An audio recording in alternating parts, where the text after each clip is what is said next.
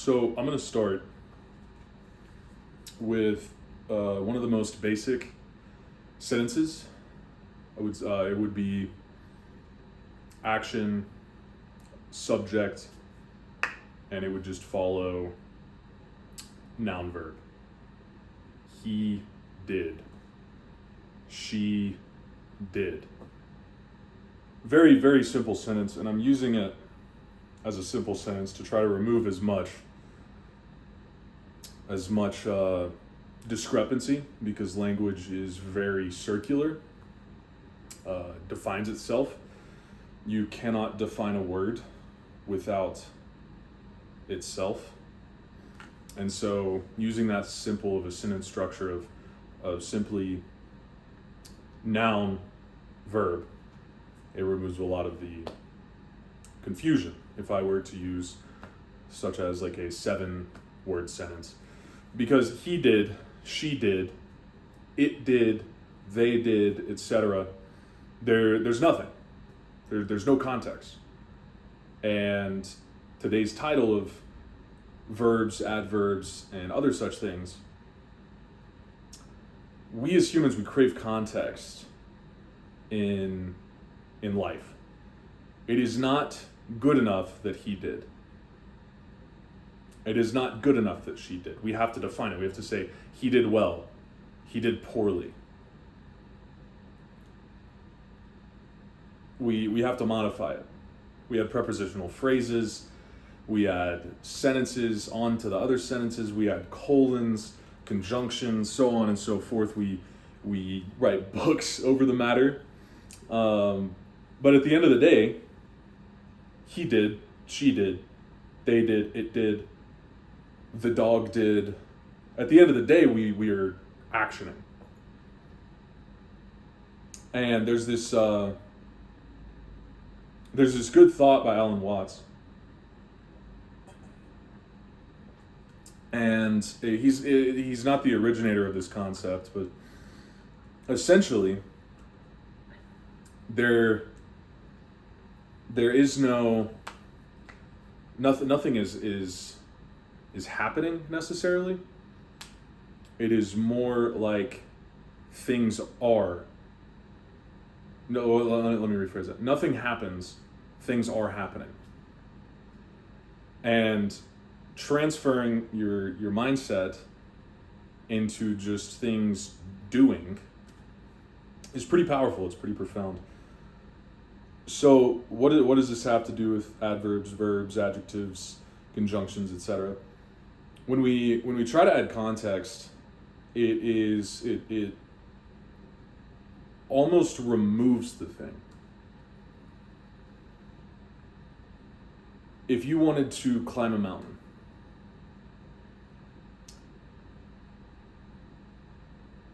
if you climbed poorly, that almost negates you climbing the mountain. If you wanted to run a race and you ran slowly, that almost negates the race to begin with. Because now you've added context.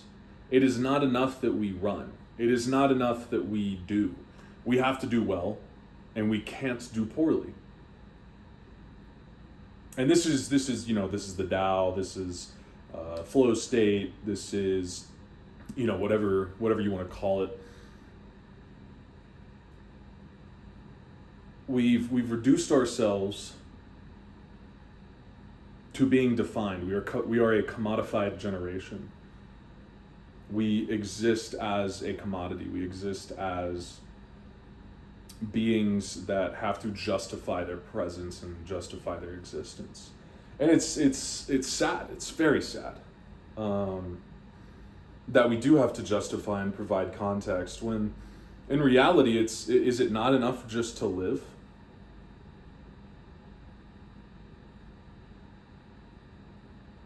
Is it not enough just to live? Is it not enough to experience? Do we have to do things in context? Do we have to be subject, action, adverb? Or can we just be subject, action? I mean, when you stop getting in your own way and start having fun, you stop worrying about the context of things, right? When you're joking around with your friends, you shouldn't be. If you do, you shouldn't be. You shouldn't be sitting there trying to one up all of your friends. You should be sitting there enjoying their presence and just enjoying time with your friends. Nobody says, oh yeah, I enjoyed friendship well. No, like we don't really think of that, right? We do say, oh, he's a good friend. He's a close friend. He's a great friend. We say things like that, but it's pretty rare that we modify fellowship with an adverb. We're typically modifying it with an adjective. And again, we need context, right? Like the word best friend.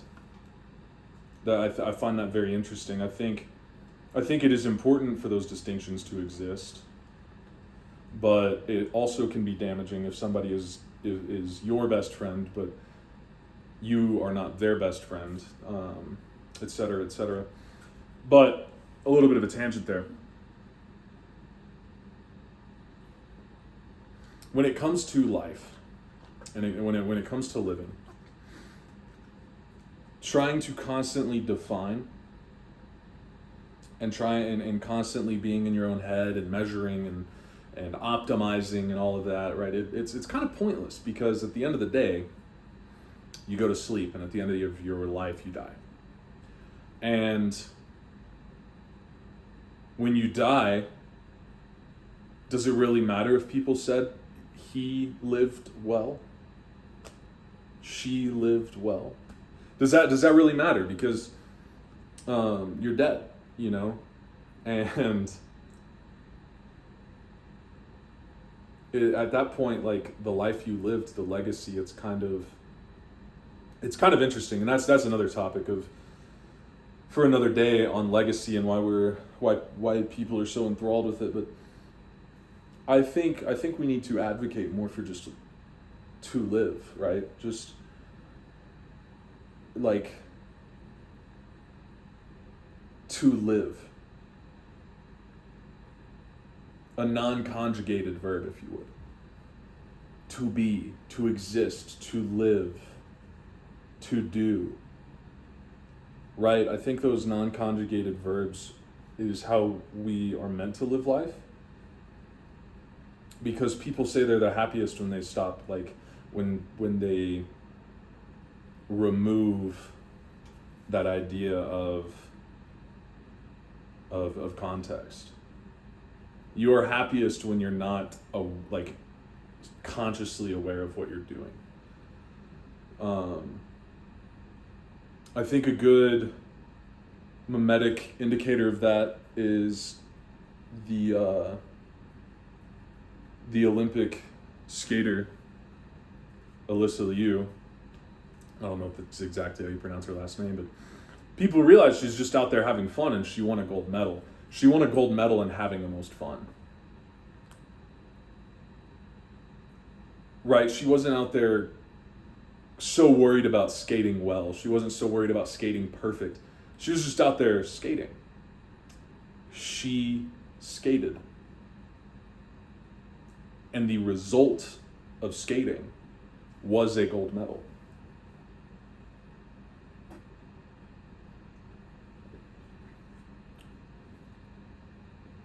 Subject, action, result, aftermath, right? Subject, action, aftermath. And I'm sure she wanted a gold medal. I mean, that would be kind of absurd if you were in the Olympics and didn't want a gold medal or a medal at all. But she wasn't so focused on doing perfect. She was out there enjoying herself. Right? She's playing. I think that's monumental, and I think it's beautiful, because that is how life should be, right? Obsession versus passion. That's one thing I have to keep myself from doing, is being obsessed, and stopping myself from being obsessed, because when you're obsessed with something, that thing you're projecting yourself onto this external realm, whereas when you're passionate, that external realm is being brought into you, right? When you are passionate about the game of golf, for example, you just love going out to the range and hitting balls, and you love going on the course and playing with your friends, and you're passionate. When you're obsessed, every waking moment of your day is, I have to score this, and if I don't, I'm not happy. Obsession has its moments, and obsession does lead to, when certain individuals obsess, it does lead to extreme achievement. Notice how I said extreme achievement. I didn't say excellent achievement. I didn't say great achievement. I said extreme achievement.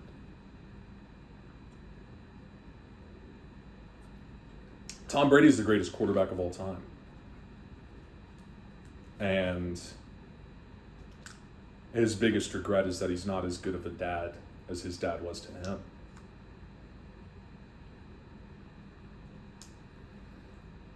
Do individuals have a responsibility to see it through with obsession? I don't know. But if he was simply passionate about the sport and passionate about being a father, I don't think he would have the regret that he has today. And so that's where this whole line of thought goes, is obsession is subject action adverb. Right? Passion is subject action. And living passionately leads to more joy, more sincerity, more enjoyment, more fulfillment. And that's a mindset that I've been cultivating within myself, is moving away from obsessing over things so much. Obsessing over metrics, obsessing over fitness metrics, obsessing over food metrics, obsessing over how many books I'm consuming, obsessing over, I have to do this, that, blah, blah, rather than, I love running, so I'm going to run today. I love lifting weights, so I'm going to lift tomorrow. Because you do need to optimize, of course. If you have certain goals, you do have to categorize and move them from here to here, clear white space here, move this left, shift this right. You do need to, there is a amount of optimization that you need, but optimization in order to be passionate. Optimizing so that way you can do. Not optimizing so you can do well, right? There's that shift there. Optimizing so you can do. Optimizing so you can be subject action. Because as soon as you start optimizing to be subject action adverb, you lose sight of the whole thing, and bam, it's gone. And then it's not, then you're up at night, obsessing. And you wake up in the morning obsessing. And you miss out on all of the beautiful aspects of life because you're obsessing. Whereas if you were passionate, you'd get the same end result and be marvelously happy along the way.